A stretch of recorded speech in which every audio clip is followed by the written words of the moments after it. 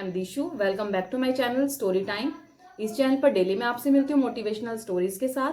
I hope आपको मेरी stories अच्छी लगती होंगी। आज भी आपसे मिली हूँ एक नई मोटिवेशनल इंटरेस्टिंग स्टोरी के साथ, जिसका टाइटल है अपने शब्दों और बातों का सही प्रयोग करना। जैसी हमारे सामने सिचुएशन है, हमें अपने शब्दों का और बातों का वैसे ही प्रयोग करना चाहिए कि सामने वाला जिस सिचुएशन में है या हम जिस सिचुएशन में, हमें बातों को उसी वे में सामने रखना चाहिए कि वो सामने वालों को चुभे ना और उससे किसी का फायदा ही हो।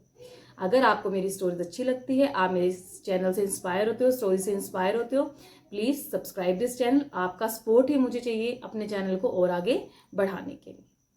चलिए शुरू करते हैं अपनी आज की स्टोरी। ये कहानी है दो दोस्तों की, जिनकी दोस्ती की शुरुआत हुई थी एक हॉस्पिटल के कमरे से। वो दोनों वहां पर एडमिट थे। दोनों में से एक को अभी थोड़े दिनों पहले पैरालाइज का अटैक आया था, जिसकी वजह से उसकी बॉडी की मूवमेंट बिल्कुल खत्म हो चुकी थी। वो सिर्फ देख सकता था, सुन सकता था, लेकिन अपने आप से उठ बैठ या यहां वहां नहीं जा सकता था। वो सिर्फ बेड पे था। अब क्या था, वो सिर्फ लेटा रहता और इस हालत में सिर्फ ये सोचता कि मेरी जिंदगी खराब है, मेरी जिंदगी किसी काम की नहीं है, और वो अपनी जिंदगी से निराश हो चुका था। जो भी डॉक्टर या नर्स उसके ट्रीटमेंट के लिए उसके पास जाती, वो बस उनसे यही बात बोलता कि आप मुझे कोई ऐसा इंजेक्शन दे दें जिससे मैं अपनी जिंदगी से मुक्ति पा सकूं, और मैं जीना नहीं चाहता हूं, मैं मरना चाहता हूं। ये सब कुछ जो उसका दोस्त था, जो उसके साथ उस कमरे में एडमिट था, जो उसका दोस्त बन चुका था, वो सब सुन रहा था। अब ये सब बातें सुन के जो सामने वो एडमिट व्यक्ति था, उसको भी बहुत बुरा लगा। तो उसने सोचा कि मैं इसको इस स्थिति में भी खुश रखूंगा और इसको इस स्थिति से बाहर निकालने की कोशिश करूंगा। उसको अपना मतलब जो जीवन से हार मान रहा है, उसको हार मानने नहीं दूंगा। फिर उसने कहा कि दोस्त, हार मत मानो, उम्मीद मत छोड़ो, अपनी उम्मीद को बांधे रखो, चिंता मत करो, सब ठीक हो जाएगा।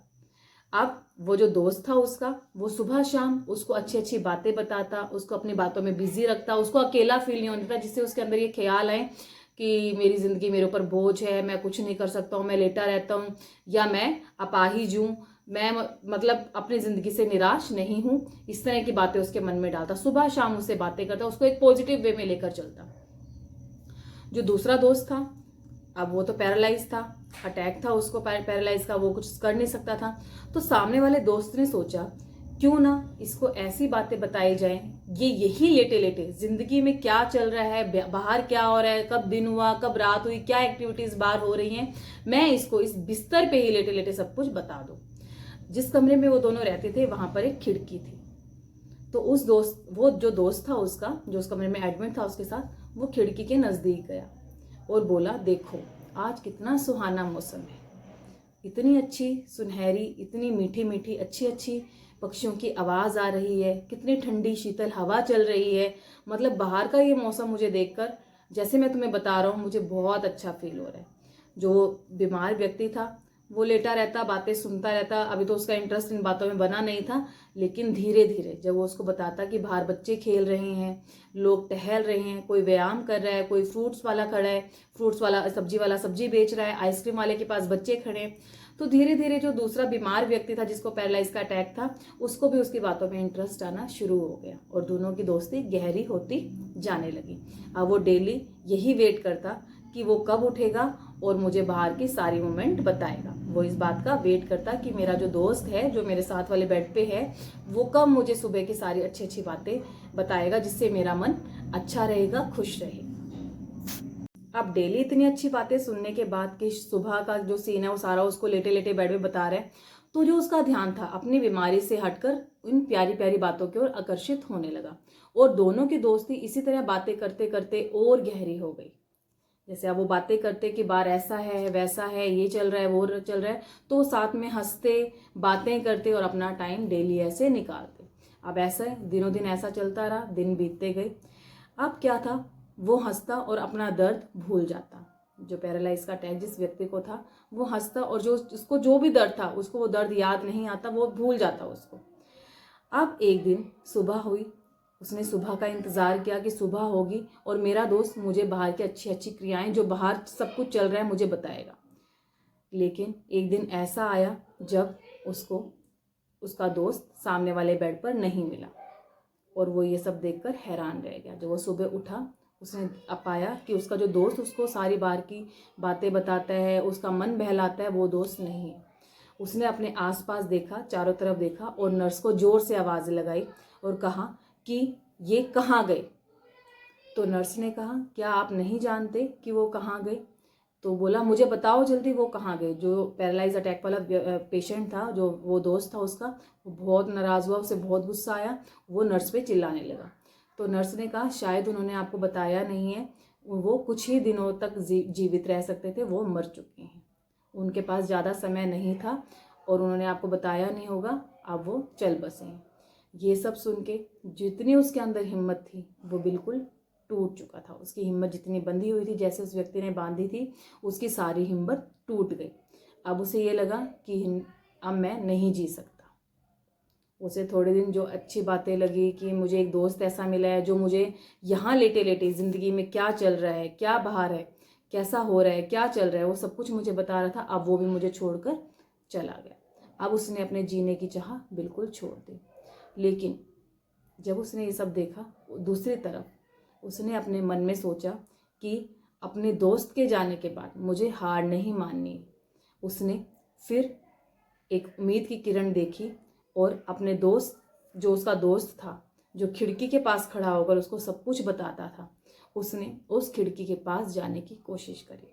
उसने सोचा कि अब मुझे देखना है उस खिड़की के बाहर क्या चल रहा है। मेरे दोस्त ने मेरा साहस बढ़ाया, मुझे सब कुछ बताया, अब मैं हिम्मत नहीं हारूंगा, मैं भी उस खिड़की तक पहुंचूंगा और बाहर का जो भी है उसको खुद से देखूंगा। जैसे जैसे उसकी चाह बनने लगी, बढ़ने लगी, उसके अंदर एक नई शक्ति का उसको अनुभव होने लगा, क्योंकि उसको तो पैरालाइज का अटैक था। उसके शरीर का कोई भी हिस्सा अपने आप से हिल या कोई मूवमेंट नहीं कर पा रहा था। लेकिन उसके अंदर जब चाह जगी कि नहीं, मुझे वहाँ तक पहुँचना है, उस खिड़की तक जहाँ तक उसका दोस्त खड़ा होता था, उसको सब कुछ बताता था, मुझे वहाँ तक पहुँचना है। उसने अपने अंदर एक अद्भुत सी, अजीब सी शक्ति महसूस करी, जिससे वो बेड से गिरते गिरते, संभलते संभलते, मतलब वो चल नहीं पा रहा था, लेकिन फिर भी उसने कोशिश करी, उसके हाथों पैरों में थोड़ी सी मूवमेंट आई और वो बेड से गिरा और रेंगता हुआ खिड़की की तरफ चला गया। अब जब वो खिड़की की तरफ पहुंचा, खिड़की को पकड़कर खड़ा हुआ, उसने पाया खिड़की के बाहर तो एक काली दीवार थी। वो गुस्से में लाल हो गया। उसने जोर से डॉक्टर को और नर्स को आवाज़ लगाई कि यहाँ पर ये काली दीवार क्यों बनाई गई है, क्यों यहाँ पर ये काली दीवार बनाई है। तो नर्स भागती हुई आई। उसने पूछा, क्या हुआ सर, आप मुझे बताइए क्या बात है। तो उसने कहा, ये काली दीवार यहाँ पर क्यों बना दी है, क्यों बनाई है ऐसे। वो चिल्लाने लगा। तो नर्स बोली, मुझे यहाँ पर काम करते हुए 5 साल हो गए हैं और 5 साल से दीवार यहाँ पर बनी हुई है। जो पेशेंट था, जिसको पैरालाइज अटैक था, वो बोला, नहीं, मेरा दोस्त तो मुझे डेली यहाँ खड़े होकर बताता था कि बाहर ऐसा चल रहा है, बच्चे खेल रहे हैं, सब्जी वाला घूम रहे हैं, आइसक्रीम वाला खड़ा है, लोग घूम रहे हैं, टहल रहे हैं, तुम झूठ बोल रही हो। नर्स ने उसको बहुत समझाया। फिर उसने नर्स से पूछा, अगर ये काली दीवार 5 साल से है तो मेरे दोस्त ने मुझे झूठ क्यों बोला कि बाहर इस तरह का सीन है, कि बाहर बच्चे खेल रहे हैं, अच्छी ठंडी हवा चल रही है, नीला नीला आसमान है। तो नर्स थोड़ी हंसी मुस्कुराई और बोली कि मैं ये तो नहीं जानती कि उन्होंने आपसे झूठ क्यों बोला, लेकिन मैं इतना ज़रूर जानती हूँ कि जो भी कुछ उन्होंने कहा उसकी वजह से ही, उन सब बातों की वजह से ही आज आप अपने पैरों पर खड़े। अब जो व्यक्ति था, जो बीमार था, वो ये सब देखकर हैरान रहेगा कि तू अपने पैरों पर, उस बेड से जिससे तू हिल भी नहीं पा रहा था, तेरे कोई बॉडी मूवमेंट नहीं थी, तू वहां से यहाँ तक आने में समर्थ रहा, सिर्फ अपने दोस्त की वजह से, क्योंकि उसने तेरे अंदर एक उम्मीद जगाई कि तुम जी सकते हो, रह सकते हो जिंदा, अपनी उम्मीदों को ख़त्म मत करो। और इस कहानी से हमें भी सीखने को यही मिला कि जो हमारे शब्द हैं, जो हम अपने मुंह से बाहर निकालते हैं, उसमें इतनी पावर है, इतनी ताकत है, जिसकी कोई हद नहीं है। जो हमारे अंदर शब्द हैं, जिनको हम अपने मुंह से निकालते हैं, उनकी पावर कम नहीं है। आदमी, जो हमारे वो शब्द हैं, वो किसी आदमी को गिरा भी सकते हैं और उसे उठा भी सकते हैं। अगर आप अपनी इस पावर का यूज ठीक से करते हो, इसका मिसयूज नहीं करते हो, तो आप किसी ना किसी व्यक्ति का धीरज बंधा सकते हो। उसको जैसी सिचुएशन में वो व्यक्ति है, उसमें उसका धैर्य से उसको काम करने की प्रेरणा दे सकते हो और उसको मोटिवेट कर सकते हो। ये नहीं है कि हमें अपने जो मुंह के शब्द हैं उनको इस तरह यूज़ करना है कि सामने वाला जो व्यक्ति है वो जितना निराश है उससे और ज़्यादा निराश हो जाए। तो हमारे जो वर्ड पावर है, हमारे जो शब्दों की पावर है, वो इतनी ज़्यादा पावर है कि उससे हम किसी को गिरा भी सकते हैं और उठा भी सकते हैं। आपको मेरी स्टोरी कैसी लगी कमेंट के थ्रू मुझे बताना। कल मिलूंगी आपसे एक नई मोटिवेशन इंटरेस्टिंग स्टोरी के साथ। Please like share and subscribe this channel. Thank you.